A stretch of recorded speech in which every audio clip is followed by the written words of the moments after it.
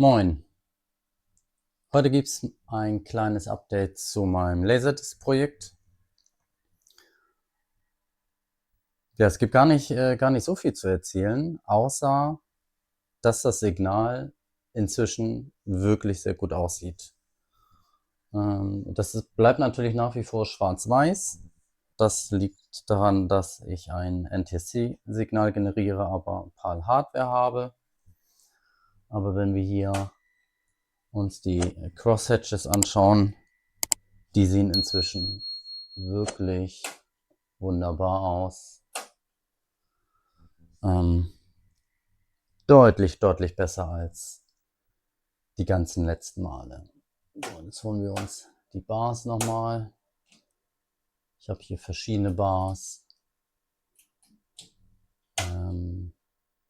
Ich vermute, dass die farbig sein sollten.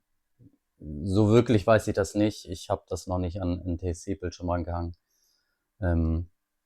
Aber ich vermute, dass die auch Farbe beinhalten sollten. Dann habe ich noch was Besonderes. Ich habe inzwischen Ton hinzubekommen. Wichtig zu wissen, es wird kurzzeitig das Bild verschwinden. Das liegt daran,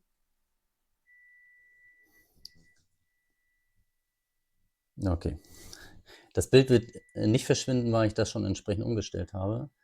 Per Default ist es auf NTSC eingestellt, das Audiosignal, und dann überlagert sich das ein bisschen mit den Videodaten.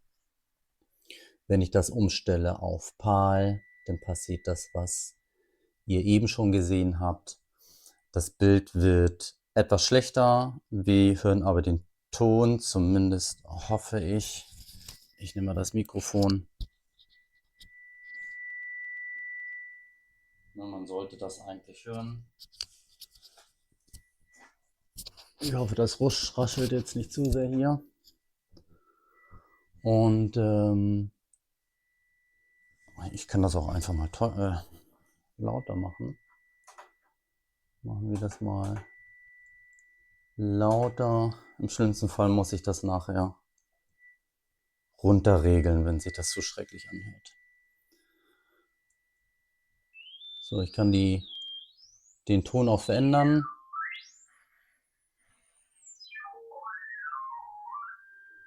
Also man sieht, Video funktioniert soweit, Audio funktioniert. Ich habe aktuell nur einen eigenen Audiogenerator da dran. Rein theoretisch müsste ich dann natürlich von der Videoquelle das noch holen. Der hier generiert auch Sound, dafür ist der Regler hier da. Ich habe allerdings es nicht hinbekommen, den Ton vom Videosignal zu trennen. Da muss ich noch ein bisschen mehr Arbeit reinsetzen. Denn letztendlich kommt ja das Video, was denn als RF-Signal für Laserdisc umgewandelt werden muss, mit Bild und Ton gleichzeitig. Theoretisch könnte ich natürlich auch die Audiospur separat mit einem SDR aufnehmen. Dann vermute ich aber, dass ich nachher Timing-Issues habe beim Wiederzusammenführen. Ich werde den Ton mal wieder ausmachen und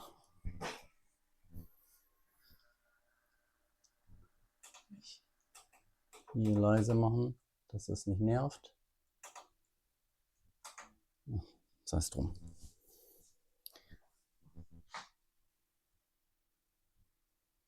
Ja, also das funktioniert soweit. Ich werde natürlich immer wieder dran schrauben, um das zu verbessern.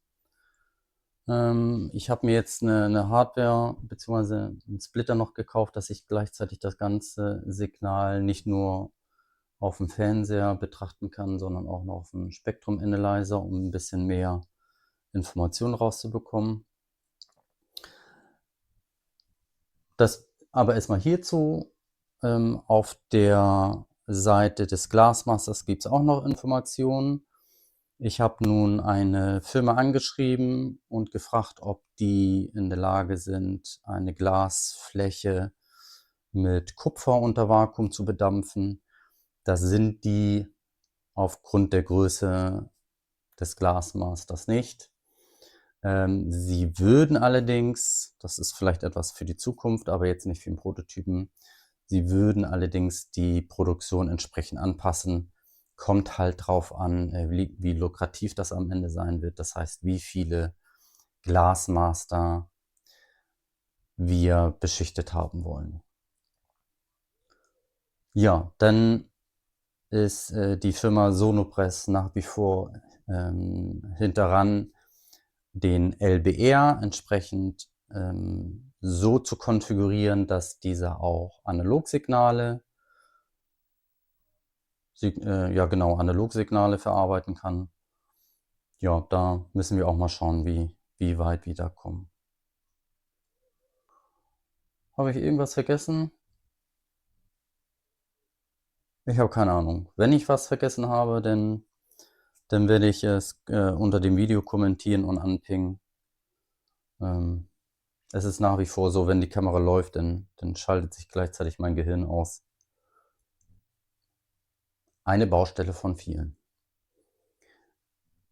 Tut mir einen Gefallen, subscribt meinen Kanal für weitere Updates. Es hilft wirklich ungemein, den YouTube-Algorithmus auch meine Videos zu finden. Und gebt dem Video bitte auch ein Thumb up, wenn ihr das interessant fandet. Euch tut's nicht weh und meinem Kanal hilft es bei der Entwicklung. Das war's dann auch. Bis zum nächsten Mal. Tschüss.